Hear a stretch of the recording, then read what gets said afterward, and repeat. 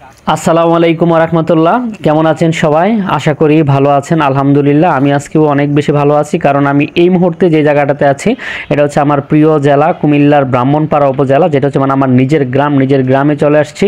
আর আমি সব সময় প্রত্যেকটা ভিডিওতে বলি এবং আপনারাও আমার সাথে একমত হন যে বাংলাদেশের মধ্যে সবচেয়ে সুন্দর জেলা হচ্ছে কুমিল্লা জেলার। কুমিল্লার প্রত্যেকটা গ্রাম আপনি যদি তাকান, প্রত্যেকটা গ্রামের দিকে তাকালে আসলে আপনার মানে চোখ জুড়িয়ে আসবে।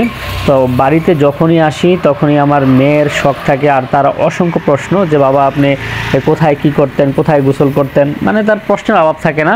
তো আবার বাড়িতে আসার পর সে বলছে বাবা আপনি কোথায় গোসল করতেন। তো আমি আমাদের আসলে বাড়িতে ছোট্ট একটা পুকুর, তো এই পুকুরটাতে আমরা আসলে বরাবরই গোসল করতাম, কিন্তু গ্রীষ্মকাল বা চৈত্র মাস যখন আসতো তখন আসলে আমাদের বাড়ির পুকুর ছোট্ট পুকুরে পানি থাকতো না। তো আমরা তখন আসলে গ্রামের বড় বড় পুকুরগুলোতে গোসল করতাম। আর গ্রামে ছোটোবেলায় হয়তো অনেকের সাথে মিলে যাবে, গ্রামে আসলে দল বেঁধে সবাই একসাথে গিয়ে বড় পুকুরে গোসল করার একটা অভিজ্ঞতা ছিল।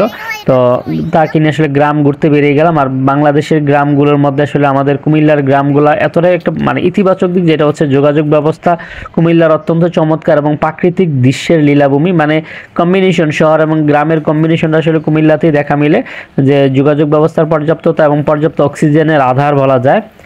আর আমি সবসময় আসলে এইখানে আমার বেড়ে ওঠা। এটা হচ্ছে আমাদের গ্রাম, এই গ্রামটার নাম হচ্ছে টাটেরা, কুমিল্লার ব্রাহ্মণপাড়া উপজেলার সাহেবাবাদ ইউনিয়ন টাটেরা গ্রাম। তো গ্রামটা আসলে অনেক সুন্দর এবং এই গ্রামটা নিয়ে আমি খুব শীঘ্রই একটা ভিডিও নিয়ে আসবো। তো যেটা বলছিলাম, তো আমার মেয়ে বাবা ছোটোবেলায় কোথায় নামাজ পড়তেন, কোন মসজিদে, মানে তার প্রশ্নের আর অভাব থাকে না।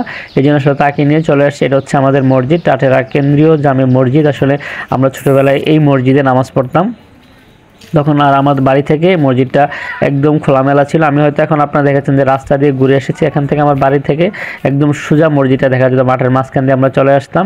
তো এই মসজিদে আগে আমরা নামাজ পড়তাম, যদিও এখন আমাদের বাড়ির পাশে আরও একটি মসজিদ হয়ে গেছে।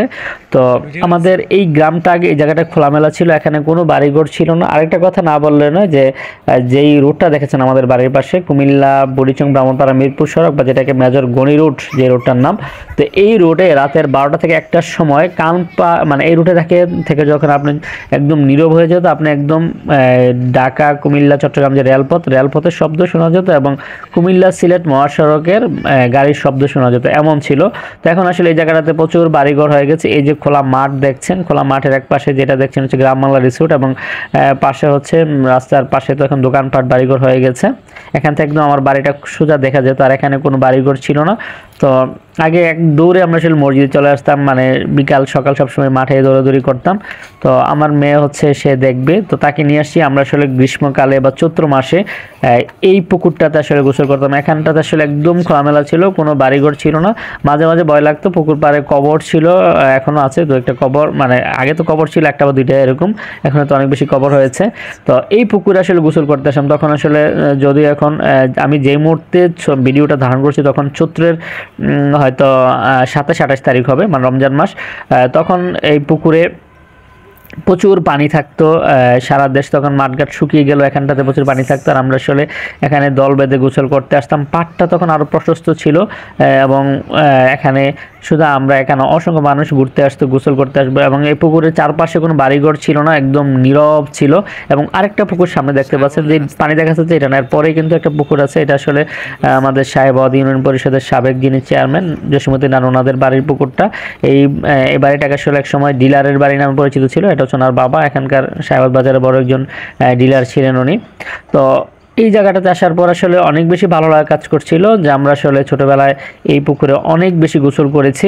তো আমার মেয়েকে ঘুরে ঘুরে দেখাচ্ছিলাম। তো আমার মেয়ে আবার বাড়ি থেকে কিছু একটা নিয়ে এসেছিলো। সে যখন বলছিল যে পুকুরে যাবো, সে ভাবতেছিল নদীতে, সে নদীতে কিছু একটা ফালাবে, এই জন্য সে বাড়ি থেকে হাতে করে নিয়ে আসছে।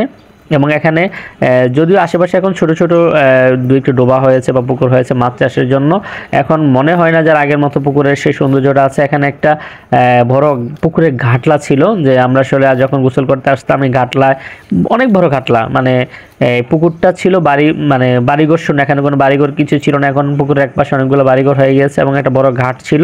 এই ঘাটে বসে আমরা আসলে এখানে গোসল করতাম এবং পুকুরের ঘাটের পাশে আমরা হচ্ছে স্লাইডার তৈরি করে এখান থেকে মাটি থেকে উপর থেকে নিচের দিকে পানিতে নামতাম। মানে অনেক ভালো লাগার কিছু মুহূর্ত, মেয়েকে নিয়ে ঘুরতে আসে মনে হয়ে গেল আর কি, যে অনেক ভালো লাগার কাজ করছে, যে আসলে এই সময়টা হয়তো না আর কখনো ফিরে আসবে না, বা এখনকার প্রজন্ম হয়তো বললেও ভুল হবে, এখনকার প্রজন্ম আর পাবে না যে এত সুন্দর বাংলাদেশের গ্রামীণ প্রাকৃতিক পরিবেশ আমাদের এলাকায় পাবেন। অন্য কোথাও হয়তো এখন অনেক সুন্দর গ্রাম রয়েছে, আমাদের এখানে আধুনিকতা ছোঁয়ায় পুরো গ্রামটা আসলে অন্যরকম হয়ে গেছে, আগের মতো আর গ্রামের দেখা মিলে না। এখন হচ্ছে ওই যে মাছ চাষ হয় প্রচুর পরিমাণে, আপনারা জানেন যে বাংলাদেশে মাছ চাষে দ্বিতীয় সর্বোচ্চ মাছ চাষ হয় কুমিল্লা জেলাতে।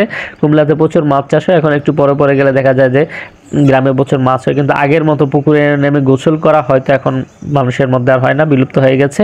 তো ভিডিওটা যে যেখান থেকে দেখছেন ভালো থাকবেন, এবং ভিডিওটা কেমন লাগলো অবশ্যই মন্তব্য করে জানাবেন। আজকের মতো বিদায় নিচ্ছি। এটা হচ্ছে আমাদের গ্রাম কুমিল্লার ব্রাহ্মণপাড়া উপজেলার সাহেবাবাদ, এবং আমার গ্রামটার নাম হচ্ছে টাটার একটা ছোট্ট একটা গ্রাম। তো অবশ্যই আপনাদের মন্তব্য জানাবেন আপনাদের কেমন লাগলো, এবং আপনাদের ছোটবেলার অনুভূতির সাথে যদি সম্ভব হয় অবশ্যই শেয়ার করবেন। আজকের মতো বিদায় নিচ্ছি, কথা হবে পরে অন্য একটা ভিডিওতে। আসসালামু আলাইকুম ওয়া রাহমাতুল্লাহ। আর আজকের এই ভিডিওতে পুরো ভিডিওতে আমার সঙ্গে ছিল আমার এক বাইস্তা আরিফ আসলে মূলত যখন আমি গ্রামে আসি আমার সাথে ভিডিওগুলোতে আরিফ থাকে, অথবা আপনাদের ভাবি আমাকে ভিডিওতে সহযোগিতা করে। ধন্যবাদ সবাইকে। আসসালামু আলাইকুম ওয়া রাহমাতুল্লাহ।